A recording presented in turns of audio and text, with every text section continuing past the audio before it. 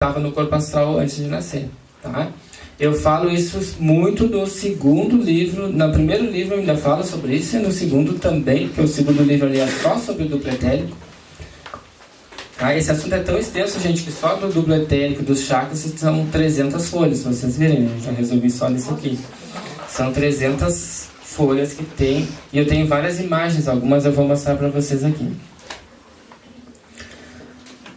O sexo desregrado também acaba deformando esse corpo, as práticas do mal e outras ações pecaminosas, entre aspas.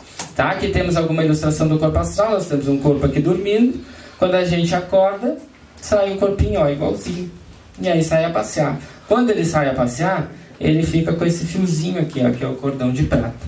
Então, quando alguém nos enxerga, nós estamos em espírito lá, tudo misturado lá, brincando e cantarolando, né? E alguém nos enxerga e diz, será que você é vivo ou você é morto? Tá? Se for vivo, ele vai ter esse fiozinho aqui, que vai estar na nuca, aqui ligando geralmente na nuca, ligando até o corpo deitado aqui embaixo na terra com esse fiozinho, tá? Se não tem fiozinho, é porque realmente já passou para o plano espiritual. Falamos um pouco sobre o mental inferior. Compõe-se de substâncias ainda mais finas que o corpo astral. Tá? É mais ainda que a gente não consegue enxergar o duplo etérico. Alguns conseguem. Não conseguem enxergar o corpo astral. Também alguns conseguem quando a gente vê, tem evidência. O mental, gente, esse sim, ninguém vai enxergar.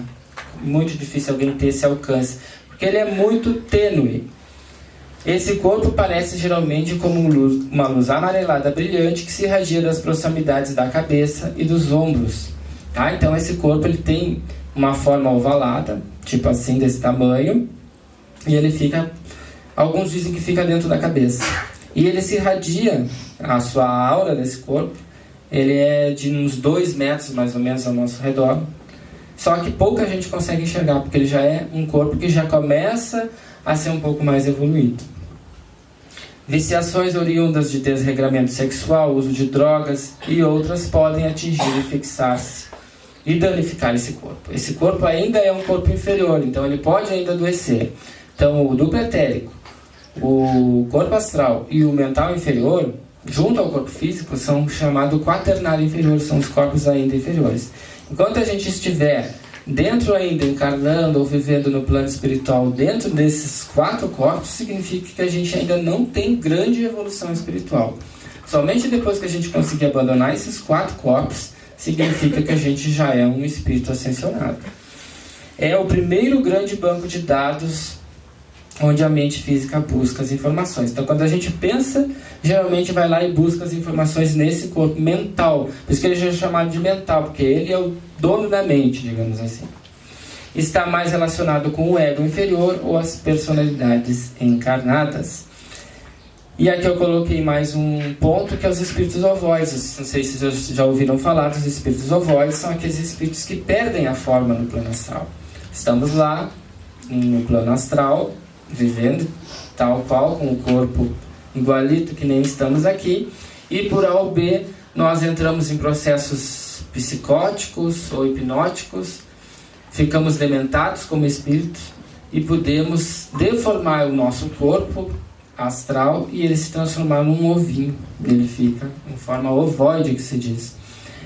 André Luiz fala bastante desses espíritos ovoides, Luiz Sérgio também nos seus livros. E são espíritos que merecem muito o nosso auxílio, porque eles perderam bastante a consciência e a sua forma. E às vezes só encarnando de novo num corpo físico é que eles conseguem ter de novo a forma humana. É bem triste, gente. Chegamos ao nosso 5º corpo, o superior ou mental abstrato. Aí a coisa já começa a ficar bonita, porque são corpos já mais sutis ainda.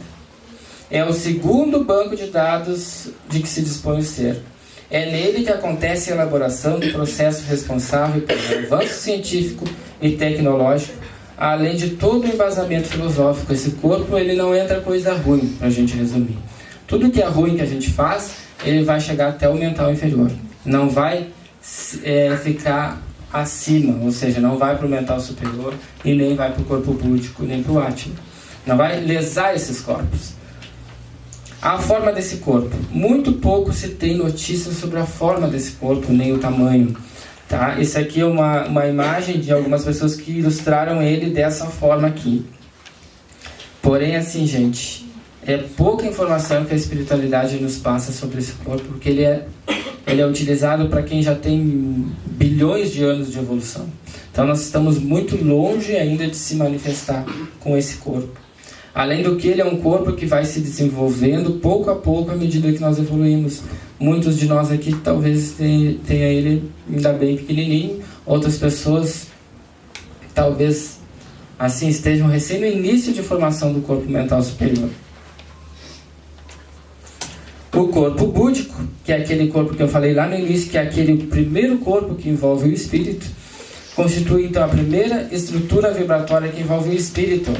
Através deste corpo, se vasculha o passado, conseguindo detectar vivências muito dolorosas, sedimentadas e um passado escondido, por vezes muito remoto, quanto não remotíssimo. Então esse corpo, ele grava tudo o que acontece. Todos os nossos milhões e milhões e milhões de encarnações que nós tivemos desde o início do processo evolutivo, vai estar arquivado nele. Embora essas lembranças não afetem ele só gravam. Então vai se deformar por isso.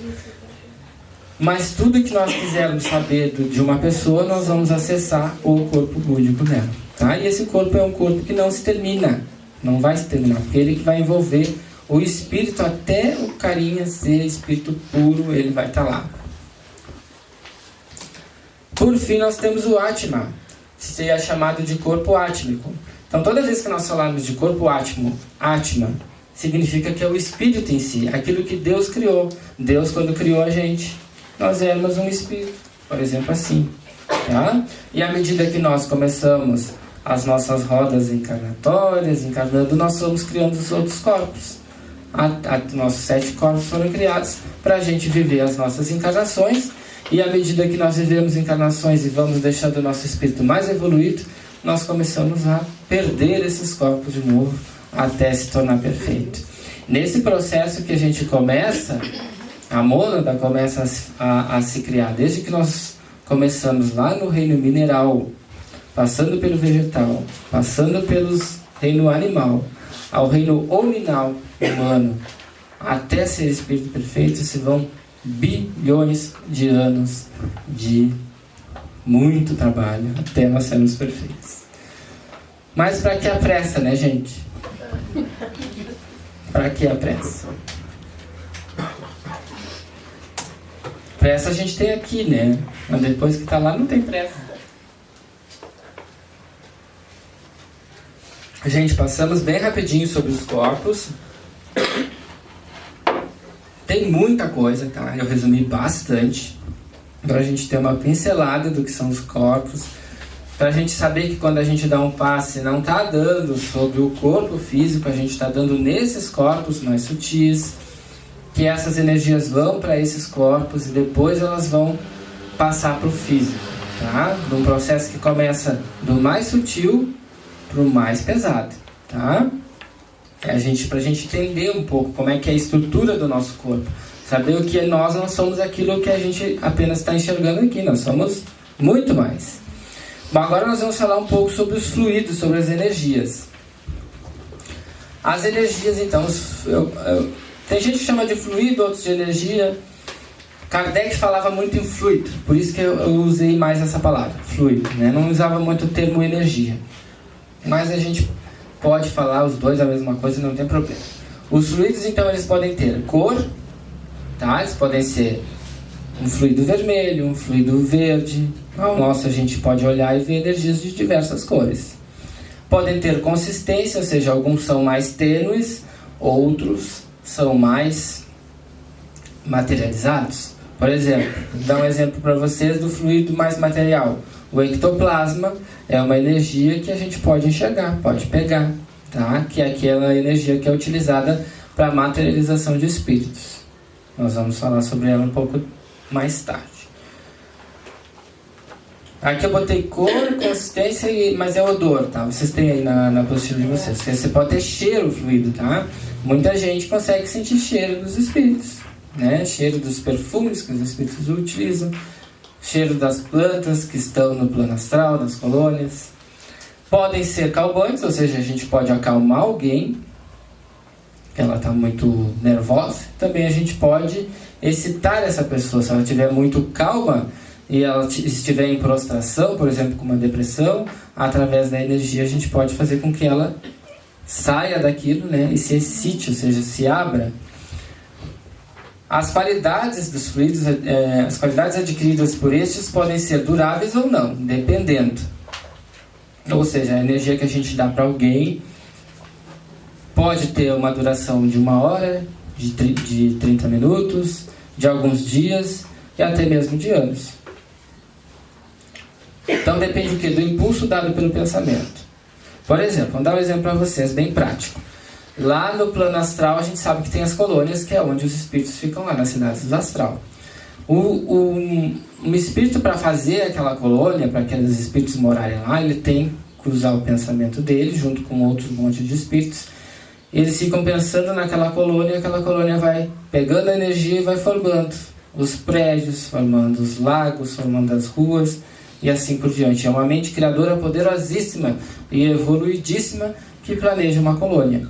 Então, para isso, o pensamento tem que ser durável. Porque vocês imaginem, você está lá numa colônia, caminhando, um belo dia, se desmancha tudo, né? Então, por isso que tem que ser um espírito bem evoluído que vai fazer isso aí. Depende da sustentação. Na colônia, esse pensamento está sempre sendo sustentado por essa mente criadora poderosa. Da sustentação desse direcionamento pela vontade. Da resistência externa que os fluidos encontram. Vamos dar um outro exemplo para ilustrar essas duas últimas linhas. Vocês estão dando passe em alguém e essa pessoa que está recebendo passe oferece resistência, ou seja, ela não quer. O que vai acontecer? O fluido vai bater e vai voltar. Não vai entrar, porque a pessoa não quer, ela faz uma couraça de energia, o fluido não adentra. Tá? Então depende da resistência também. Outros casos, da sustentação desse direcionamento pela vontade. Vocês imaginam, vocês estão dando passe numa pessoa, a pessoa está aqui na frente e vocês estão lá. Daqui a pouco eu tenho que ir embora para casa, fazer isso de comida, não sei o quê. Vocês acham que vai estar saindo o fluido vital ali pelo pensamento de vocês? Não, né? Aí muita gente ainda diz, mas a espiritualidade não vai deixar aquela pessoa ali sem nada. Acredito que sim, realmente. Mas vai ter uma perda e ainda vocês vão estar dando trabalho para os outros, que é o trabalho de vocês, né? Então, tem que ter concentração quando está se dando um passe, para que aquela energia que vocês estão aglutinando, porque na verdade, na medida que vocês estão dando passe, vocês são feiticeiros, são bruxos. Vocês estão aglutinando energia para que aquela energia se adense, digamos, e passe através de vocês e vá até a pessoa. Nós vamos falar mais sobre o passe no fim. Mas é só para vocês terem noção do por que depende essas características dos fluidos. E a assimilação fluídica. No encarnado, os fluidos produzidos ou assimilados, além de agirem sobre o perispírito e o duplo etérico, também influem no corpo físico. Então, à medida que a gente dá um passe em alguém, essa energia vai para onde? Para o perispírito. Vocês viram que aqui eu já coloquei perispírito, para não precisar falar de todos os outros. E para o duplo. Então aquela energia vai para esses corpos mais sutis e dali ela, por assimilação fluídica, vai se adensar e vai para o físico. Então digamos que nós estejamos com algum problema, uma energia densa aqui no nosso estômago que esteja nos dando um enjoo. Eu estou com algum problema gástrico.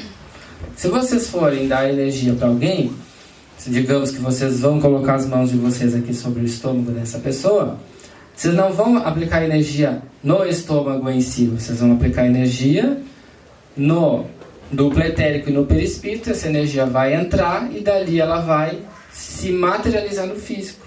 Aí aquelas moléculas do corpo físico vão se agregar de tal forma e aquele enjoo vai passar, ou vai se curar, ou não, depende do caso, porque são várias variantes. Mas é assim que o processo funciona, ele não vai agir na matéria densa em si, vai agir na matéria fluídica para depois se passar para a matéria densa. Como se impregnar de bons fluidos, gente? Elevação dos pensamentos, prece. Então, para a gente estar sempre com bons fluidos, nós vamos estar sempre com bons pensamentos. Prece, oração, né? Estamos lá, meio ruizinho, energia baixa. O que a gente faz? A gente sempre orienta. Pega o Evangelho, abre o Evangelho segundo o Espiritismo, a Bíblia, sei lá o que vocês acreditam. Pedem para os Espíritos superiores energias, eles vão lhe mandar.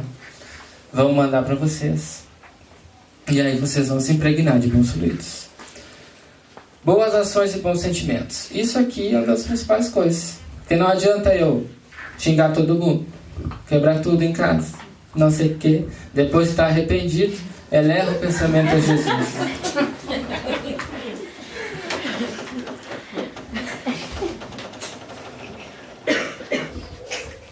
Então a principal coisa para a gente se manter com bons fluidos é praticar boas ações, ter bons sentimentos, fazer o bem, caridade.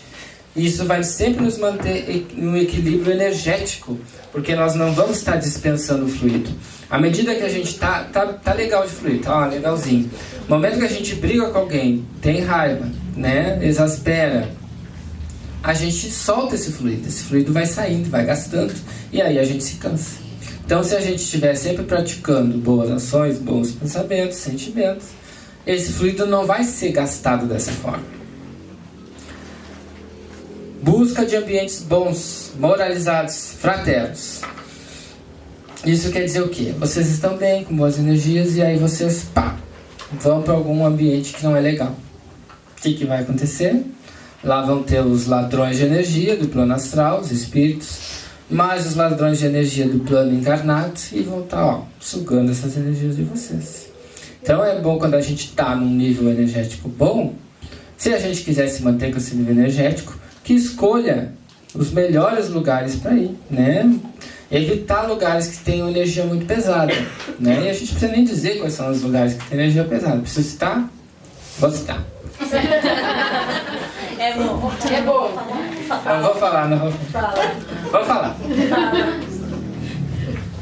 Gente, energias que têm baixa vibração. Bares, geralmente tem muito espírito que necessita de álcool, que estão nesses lugares, eles estão lá. Bailes também.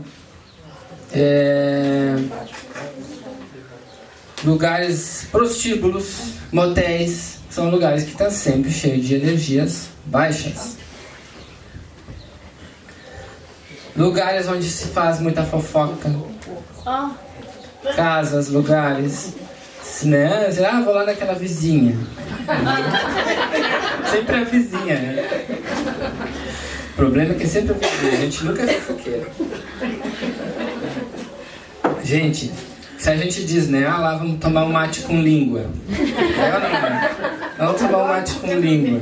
O que acontece? Nesses ambientes onde todos os dias tem a maledicência reina,